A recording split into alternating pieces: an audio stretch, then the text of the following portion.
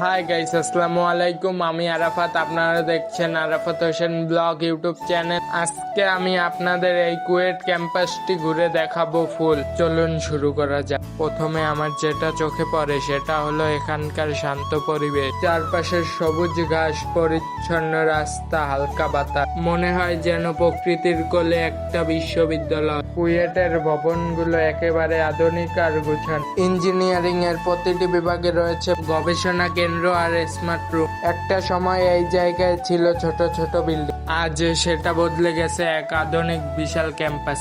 এই যে এখন আমি দাঁড়িয়ে আছি কুয়েটের শহীদ মিনারের সামনে। এটা শুধু একটা স্থাপনা নয়, এখানে লেখা আছে প্রত্যেকটি শিক্ষার্থীর সম্মান আর আত্মত্যাগের প্রতীক। মিনারটা পার হয়ে চোখে পড়ে এই সুন্দর পুকুরটা। পানির উপর সূর্যের আলো পড়ে এমন একটা দৃশ্য তৈরি করে যেন ছবির মতো। অনেকে এখানে বসে গল্প করে, কেউ বিকালে হাঁটতে হাঁটতে প্রকৃতিটা উপভোগ করে। কুয়েটের আসল সৌন্দর্য শুধু বিল্ডিং এ বা রাস্তায় না, বরং এখানকার মানুষের হাসিতে। ছেলেমেয়ের ক্লাস শেষে কেউ আড্ডা দিচ্ছে, কেউ খেলছে মাঠে, আর কেউ পুকুরের পাশে বসে ভবিষ্যতের স্বপ্ন আঁকছে। মনে হয় এই ক্যাম্পাসটাই এক জীবন গল্প, যেখানে পরিশ্রম, বন্ধুত্ব আর হাসি একসাথে মিলে আছে। অনেক তো ইতিহাস শুনলেন, এবার একটু প্রকৃতি ঘুরে দেখা যাক। চল। বিকালের আলো একটু নরম হয়েছে, হাওয়াটা ঠান্ডা, চারপাশে গাছের পাতাগুলো যেন ধীরে ধীরে দুলছে। কুয়েটের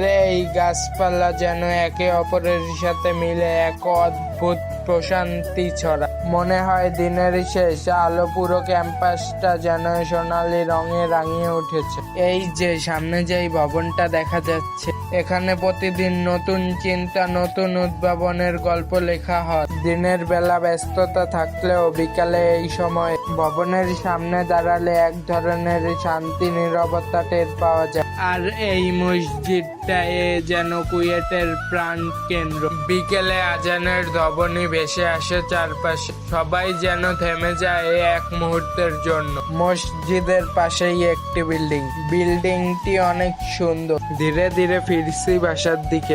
রাস্তাগুলো নিরিবিলি, হালকা বাতাসের ঠান্ডা ছোঁয়া। দূরে কোথাও কেউ হাঁটছে, কেউ বসে আছে গাছের নিচে। ফেরার পথে আবার চোখে পড়লো কুয়েতের সেই শহীদ মিনার। সন্ধ্যার আলোয় এটা যেন আরো গম্ভীর, আরো সুন্দর। মনে হয় এই মিনারটা শুধু শ্রদ্ধার প্রতীক,